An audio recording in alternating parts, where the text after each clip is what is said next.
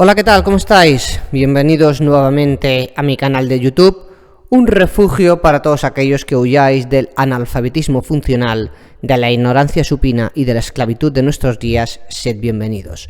Los que me seguís por mi canal ya sabéis que pues está dedicado a la asignatura de religión que imparto en secundaria y en bachillerato, de primero de ESO hasta primero de bachillerato. Todo lo que le explico a mis alumnos, los materiales que utilizo, pues los pongo también aquí en formato digital, no solo a disposición de los alumnos y de las familias, sino también pues a todas aquellas personas pues que queráis aprender historia de Israel, historia de la filosofía, historia de la Iglesia, metafísica, teodicea, moral sexual, doctrina social de la Iglesia, bioética, moral fundamental, interpretación de textos bíblicos, en fin, todas aquellas personas que queráis conocer los cimientos de vuestra civilización, que es la civilización occidental y que se sustenta en la tradición judeocristiana, sed todos bienvenidos. En este cuarto tutorial explicaremos la tercera parte del tema 6 de bachillerato. Estamos ya en la tercera y última evaluación. Ya con los otros tutoriales, pues en el primer tutorial una introducción a los temas 6 y 7 de la tercera evaluación de primero de bachillerato. Con el segundo tutorial ya explicamos tema 6, primera parte, sacramentología general y profundización en la Santa Misa. En el tercer tutorial explicamos especificaciones que correspondería con la segunda parte del tema 6, especificaciones sobre la Santa Misa, y ya empezamos con el matrimonio católico. Este cuarto tutorial corresponde a la tercera parte del tema 6 y aquí ya seguimos con el tan maltratado matrimonio católico. Lo primero que vamos a ver es la violencia doméstica o la violencia familiar. Está terminantemente prohibida por la Biblia y para eso vamos a acudir a la carta de San Pablo a los Colosenses, capítulo 3, versículos del 18 al 21. Carta de San Pablo a los Colosenses, capítulo 3, versículo 18. Mujeres, respetad a vuestros maridos. Colosenses 3, 19. Maridos, proteged a vuestras esposas. Colosenses 3, 20. Hijos, respetad a vuestros padres. Y Colosenses 3, 21, padres, respetad a vuestros hijos para evitar que lleguen a la desesperación. ¿Vale? Colosenses, carta de San Pablo a los Colosenses, capítulo 3, y luego versículos 18, 19, 20 y 21. Por tanto, la Biblia prohíbe ejercer la violencia física y o psicológica entre los cónyuges, de los hijos a los padres y de los padres a los hijos. ¿Por qué? Porque para la doctrina católica la familia es el pilar básico no solo de la sociedad, sino del ser humano. Si desaparece la familia, no solo desaparece la sociedad, sino que desaparece la raza humana. Después, segundo apartado, disolución matrimonial. Y vamos a hablar ahora aquí de lo que es el privilegio paulino y el privilegio petrino. Vamos a recurrir nuevamente al Codex Iuris Canonici, el código de derecho canónico que es la jurisprudencia de la Iglesia. Y así como el catecismo se divide en artículos, el derecho canónico se divide en artículos, pero que se llaman cánones, donde encontramos el privilegio paulino, del canon 1143 al canon 1147. Privilegio paulino, derecho canónico, del canon 1143 al canon 1147. ¿En qué se basa el privilegio paulino? En la cita bíblica, primera carta del apóstol San Pablo a los Corintios, capítulo 7. ¿De acuerdo? Primera carta de San Pablo a los Corintios, capítulo 7. ¿Qué es lo que nos cuenta San Pablo? Nos dice que la primera carta de San Pablo a los Corintios, capítulo 7, se divide en dos partes. La primera parte diría, esto lo dice Jesús, el matrimonio es indisoluble. Pero la segunda parte de la primera carta de San Pablo a los Corintios, capítulo 7, San Pablo dice, esto no lo dice Jesús, esto lo digo yo. De ahí, privilegio paulino. ¿En qué consiste el privilegio paulino? Imaginaos ahora un hombre y una mujer no católicos que se casan por un rito, obviamente, no católico. Por ejemplo, una ceremonia civil. No son católicos, no se pueden casar por la iglesia. Entonces, lo hacen por un rito que no es el católico. Imaginaos que pasado un tiempo, uno de los dos cónyuges, o el hombre o la mujer, da lo mismo, se hace católico. Imaginaos que la mujer se hace católica y recibe los 3 sacramentos de iniciación: bautismo, confirmación y comunión. Yo os expliqué en el segundo tutorial, cuando vimos la primera parte del tema 6, sacramentología general, que el modelo de bautismo no es el de niño, es el de adulto. Y cuando un adulto recibe el sacramento del bautismo, también en la misma liturgia le administran los otros 2 sacramentos de iniciación, la confirmación y la comunión. Imaginaos ahora que uno de los 2 cónyuges se hace católico, por ejemplo, la mujer o el marido, da igual. Entonces, ¿qué es el privilegio paulino? Dice San Pablo: si la parte no católica acepta a la parte católica, que se mantenga el matrimonio. Y dice San Pablo: en cambio, si la parte no católica no acepta las obligaciones de la parte católica, que se disuelva el matrimonio, que se rompa el matrimonio. ¿Por qué? Porque el objetivo de San Pablo es proteger la fe de la parte católica. Estamos hablando de la disolución de un matrimonio no católico, ¿de acuerdo? Hemos dicho 2 personas que se casan por un rito que no es el católico. Si después una de las partes se hace católica y la parte no católica acepta a la parte católica, que se mantenga el matrimonio. Privilegio paulino. Pero añade San Pablo: si la parte no católica no acepta las obligaciones de la parte católica, que se disuelva el matrimonio. Privilegio paulino. Privilegio petrino. Está justo detrás del paulino. Si el paulino está en el de los cánones 1143 a 1147, el petrino, que es de San Pedro, el petrino va del canon, son los cánones 1148 y 1149. Y el privilegio petrino se refiere a los casos de poligamia y poliandria. Poligamia, un hombre con varias mujeres; poliandria, una mujer con distintos hombres, ¿vale?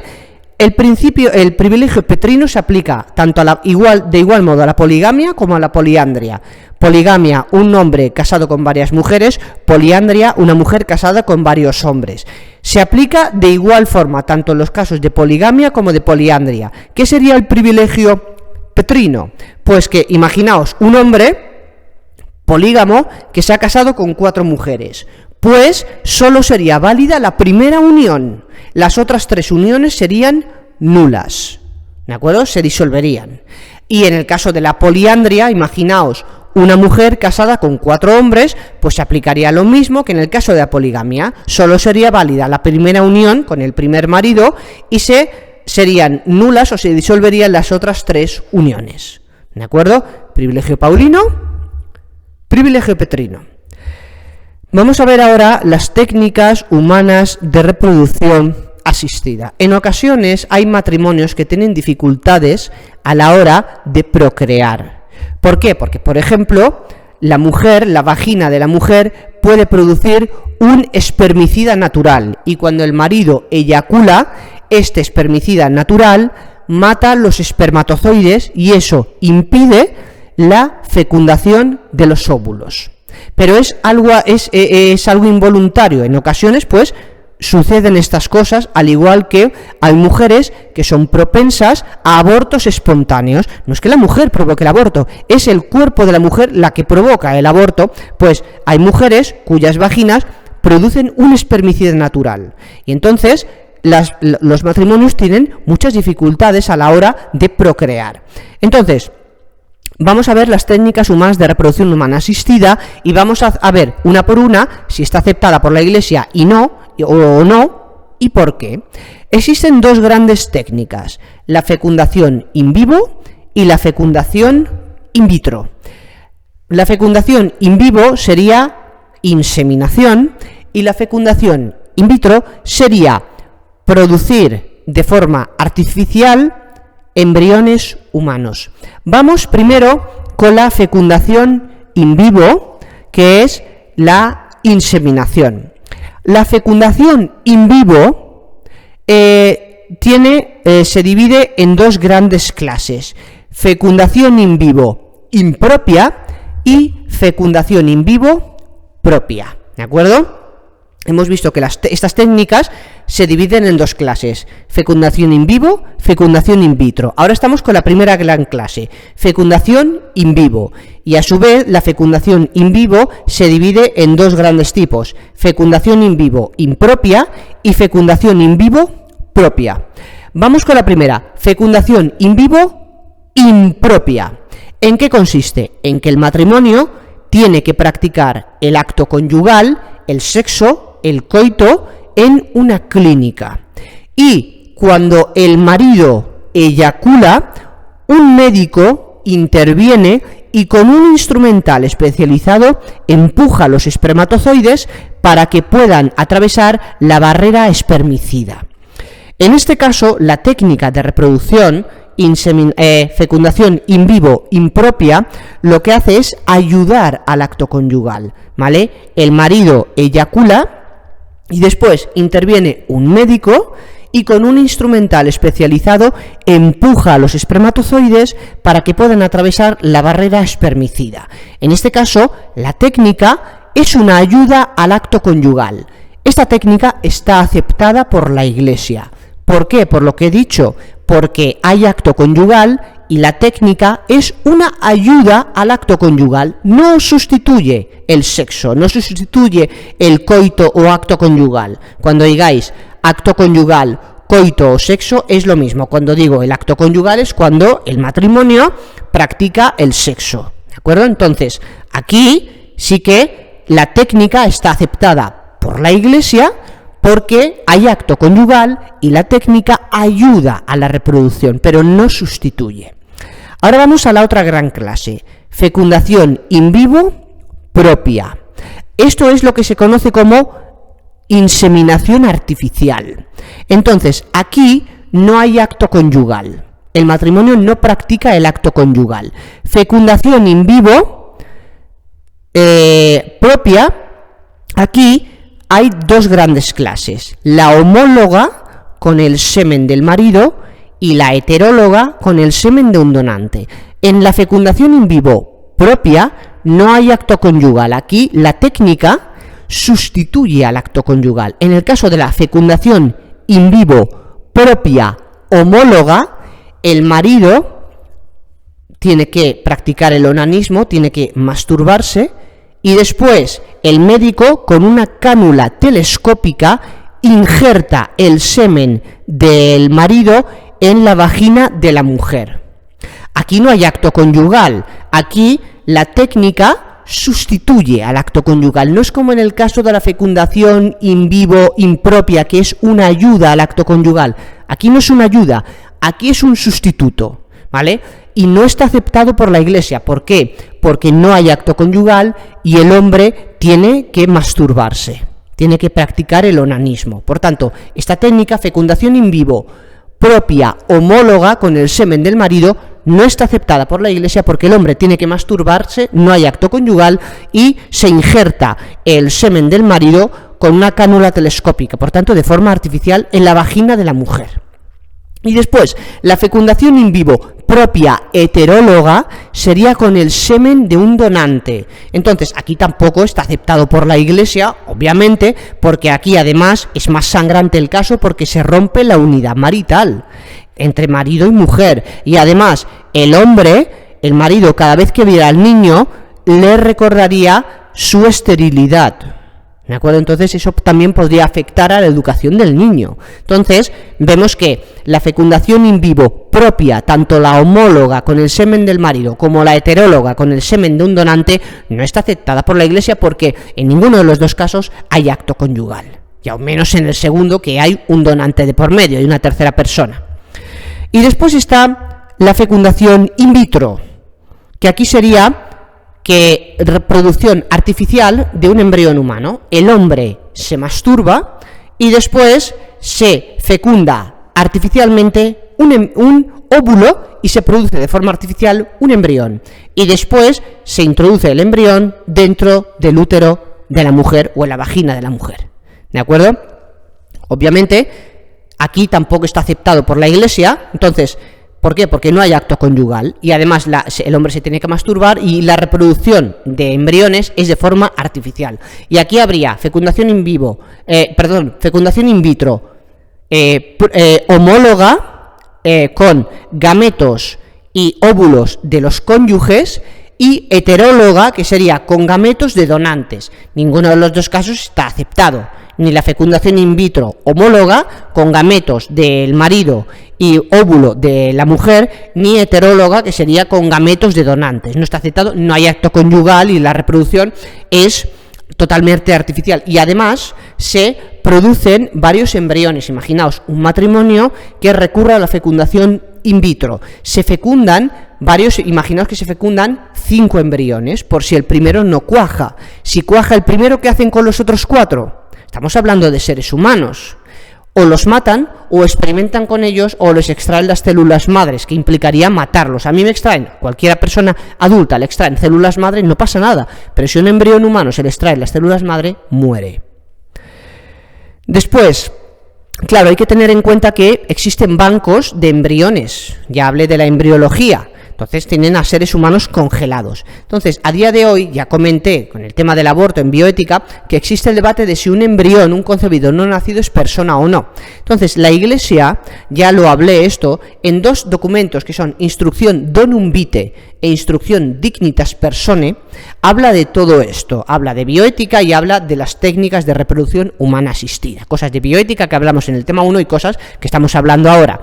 Entonces, la Iglesia, para defender la vida humana, lo hace a 3 niveles. Primero, un ser humano, persona. ¿Qué es persona? Sustancia individual de naturaleza racional. Ya lo vimos, que esto es de un autor llamado Boecio. Después, a nivel antropológico, la Iglesia utiliza el principio bioético del tuciorismo, con Z, tuciorismo. Por si es persona, mejor no abortar. Y luego, a nivel moral, primero, a nivel de persona, sustancia individual de naturaleza racional. A nivel antropológico, la Iglesia recurre al principio bioético del tuciorismo, por si es persona, mejor no abortar.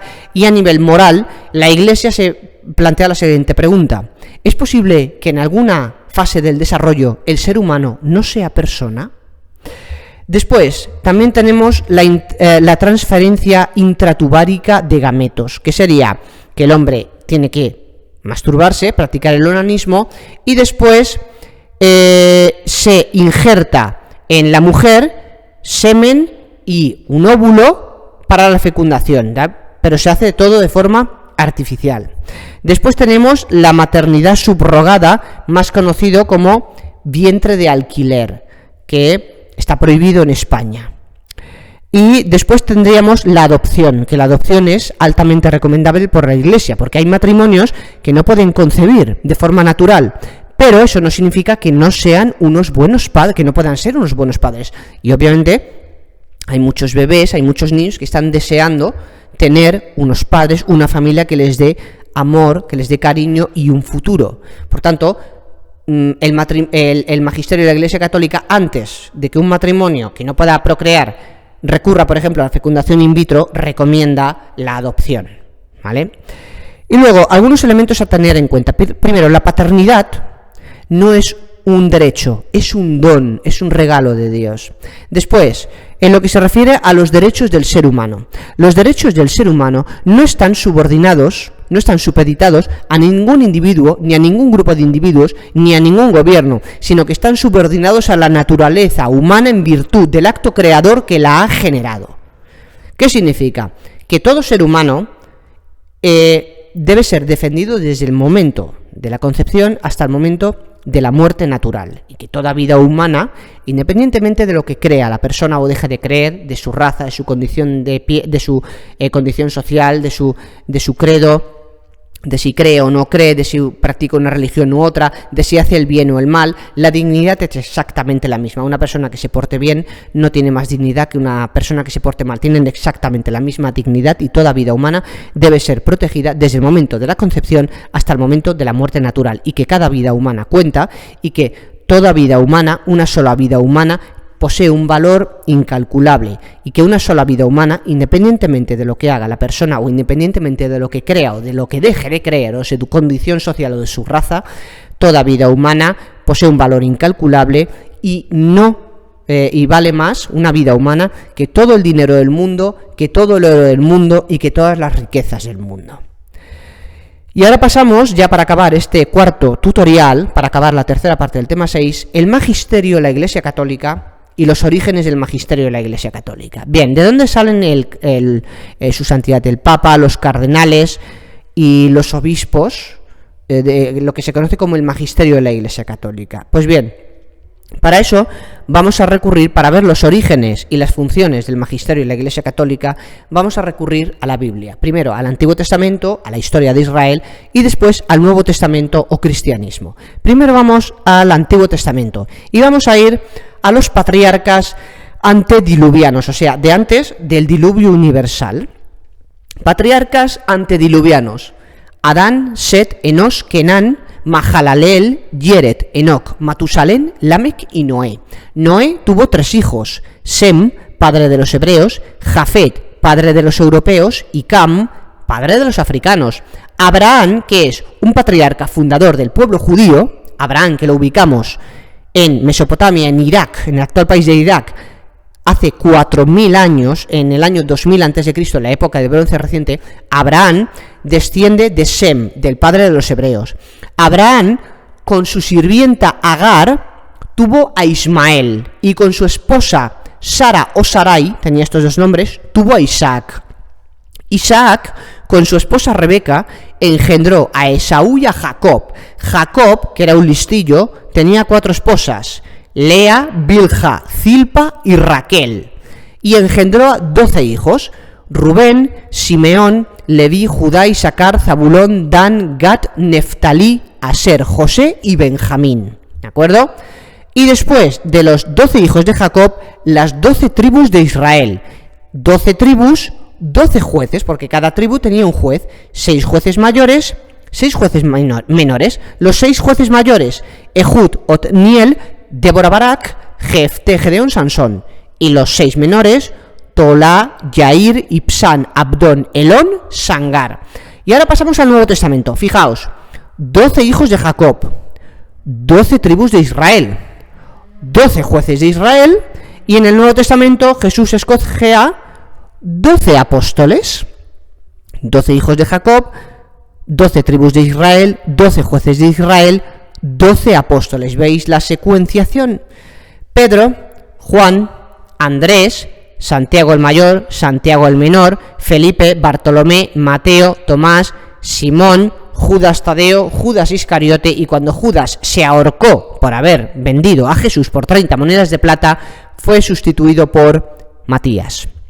Bien, ahora las citas bíblicas a partir de las cuales Jesús funda su magisterio, y veremos que lo dota de sabiduría necesaria para intervenir en materia de fe y costumbres, y además le ordena intervenir. Bien, Marcos 16, 15, 16, Mateo 28, 18, 20, Juan 17, 18, Juan 20, 21, Lucas 24, 46, 48, Hechos de los Apóstoles 1, 8. Si juntamos todas estas citas bíblicas, nos dice lo siguiente: son palabras de Jesús: se me ha dado todo el poder en el cielo y en la tierra. Id y bautizad a todas las gentes en el nombre del Padre y del Hijo y del Espíritu Santo. A quienes les perdonéis los pecados les quedarán perdonados, a quienes se los retengáis les quedarán retenidos. Lo que dejéis atado en la tierra quedará atado en el cielo. Id y enseñadles a guardar lo que yo os he mandado. Fijaos en esto último que he dicho: id y enseñad. Quien enseña, el que tiene más sabiduría, ¿vale? Id y enseñad, dice Jesús. Id y enseñadles a guardar lo que yo os he mandado. ¿Qué significa id y enseñad? Que Jesucristo, que es Dios siempre verdadero, crea su magisterio y lo dota de sabiduría suficiente para intervenir en materia de fe y costumbres. Y después le dice: id y enseñadles a guardar lo que yo os he mandado. O sea, Jesús, que es Dios, crea su magisterio, lo dota de sabiduría y además le ordena intervenir. O sea, ¿cómo es posible que el magisterio le diga a un matrimonio cómo tiene que vivir su sexualidad y cómo tiene que vivir la paternidad responsable? Porque Jesucristo crea el magisterio, porque lo dota de sabiduría y porque además le ordena intervenir. ¿De acuerdo? Por eso el magisterio de la Iglesia Católica pues interviene en cuestiones de bioética, en cuestiones de moral sexual, en cuestiones de paternidad responsable, de doctrina social de la Iglesia, suicidio, neurociencias, doctrina social de la Iglesia, el trabajo, etcétera, porque Jesucristo, que es Dios, crea su magisterio, lo dota de sabiduría y le ordena intervenir en distintos ámbitos de la vida, y uno de estos ámbitos es el matrimonio, especialmente el matrimonio católico, y dentro del matrimonio católico, ¿qué es la paternidad responsable? ¿De acuerdo? Por tanto, Marcos 16, 15, 16, Mateo 28, 18, 20, Juan 17, 18, Juan 20, 21, Lucas 24, 46, 48, Hechos de los Apóstoles 1, 8. ¿De acuerdo?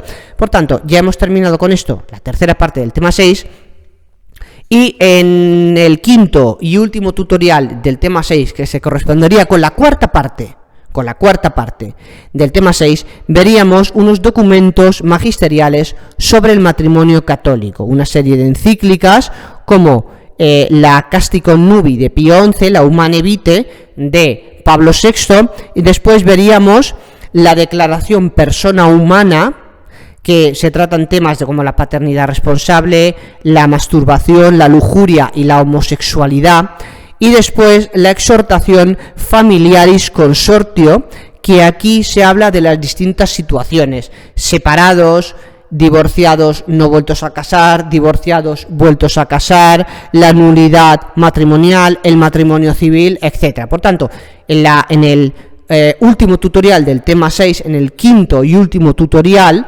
que se correspondería con la cuarta y última parte del tema 6, veríamos unos documentos que nos hablan de diversos temas de moral sexual, encíclica Casticum Nubi del Papa Pío XI, encíclica Humanae Vitae del Papa Pablo VI, la Declaración Persona Humana, que nos habla de lujuria, masturbación, paternidad responsable, homosexualidad, etcétera, y la exhortación Familiaris Consortio, de distintas situaciones en las que se pueden ver las familias o los matrimonios separados, divorciados no vueltos a casar, divorciados vueltos a casar, que es aquí donde tendríamos el problema, matrimonio nulo, matrimonio civil, etcétera, y luego veríamos una serie de conclusiones para acabar con las 4 partes del tema 6, pero esto ya lo abordaremos en el quinto tutorial, que se correspondería con la cuarta y última parte del tema 6, y de esta forma ya finalizaríamos con el tema 6 y nos quedarían las 3 partes del tema 7, que sería